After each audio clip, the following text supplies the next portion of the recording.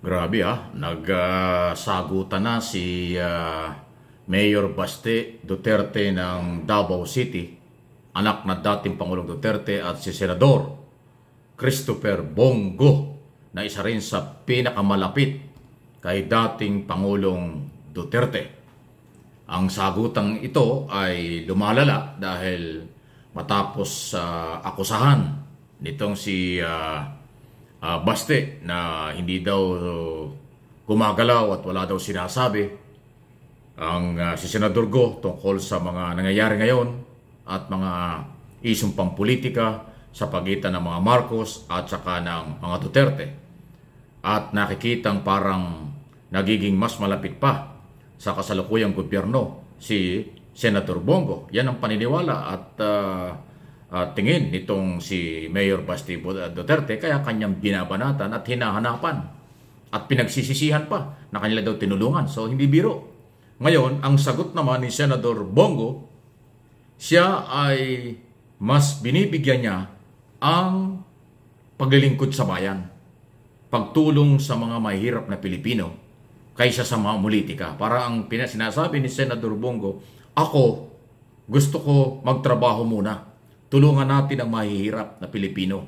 Kaya nga siya mayroong malakas na malasakit center nationwide na.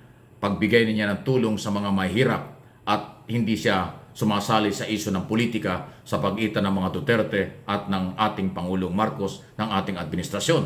Dahil ang focus pala niya, magtrabaho para sa mga mahirap na Pilipino.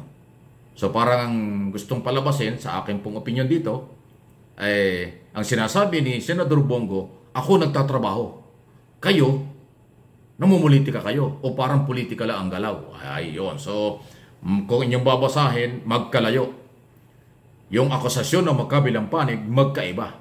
Ang tanong ngayon, saan aabot itong hindi pagkakasundo sa kanilang paniniwala at kasalukuyang sitwasyon between Baste Duterte at Senador Bongo? Ano ang magagawa dito ni dating Pangulong Duterte? Kasi anak niya, si Mayor Baste Duterte, malapit at alam ng taong napakalapit. Parang higit pa nga sa anak, si Senador Bongo sa kanya. Na ngayon, mula sa isang taong napakalapit sa kanya at ang kanyang anak, na lalaki, ang hindi ho nagkakasundo. Ito ngayon ang tingin natin dito. Kung yung mismong kampo ng DDS o ng Duterte family o Duterte camp ay may mga ganyang hidwaan, ay paano pa yung kanilang pinaglalaban na tingin naman natin ay hindi lang politika kung hindi mga interes na pampolitika, at sabihin natin na may mga sariling interes din. Dahil ang gusto nila ay palitan itong gobyernong ito at ang tingin nila ay hindi tama ang ginagawa ng pamahalaan under President Marcos. So, sa ngayon, habang sabihin natin masalimuot, may gulo, may internal problem, ang mga Duterte at DDS, tama lang ang ginagawa naman ni Pangulong Marcos. Tuloy-tuloy lang ang trabaho.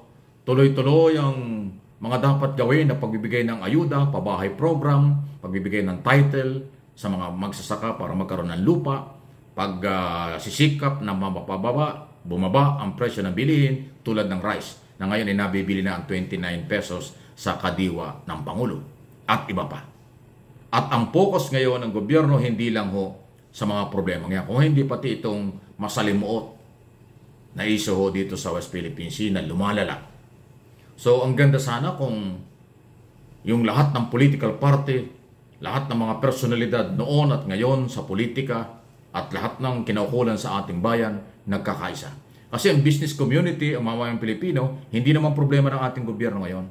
Ang problema nila ay itong mga DDS. Dahil iba yung galaw at parang lahat na lang ginagawa ng Pangulong Marcos sinisilip nila. Pero dahil sila mayroong internal problem ngayon, ayun, sila ngayon ang may problema. Pero ang gobyerno, dapat suportahan natin dito sa lumalala na pang-aabuso ng People's Republic of China, Chinese Coast Guard. Halos magbuwis na ng buhay ang ating mga sundalo. May naputulan na ng daliri. Inagawan sila ng mga baril at kagamitang personal at sinira yung ating sasakyang pandagat dyan sa West Philippine Sea. Na malayong malayo doon sa dating sitwasyon na kanila lang hinaharang, tinataboy, at pinagbabawalan ng Pilipino sa West Philippine Sea ng grupo ng Chinese Coast Guard. Ngayon, hinaharas na, physical na, nakakasakitan na. Pero sa kabilang yan, ng mga pangyaring ito, may mga grupo na wala pa rin pakialam. Sa halip ay tulungan ang ating mga sundalo, tulungan ang ating pamahalaan kung paano i-handle ito dahil ang posisyon ng gobyerno at gagawin ng pamahalaan ay para ho sa bayan at mamamayang Pilipino doon sa ating karapatang sagrado sa ilalim ng international law at national law ang ating saligang batas na ang exclusive economic zone ng bansa ay talagang dapat ipinaglalaban. At yun ang ginagawa ni Pangulong Marcos.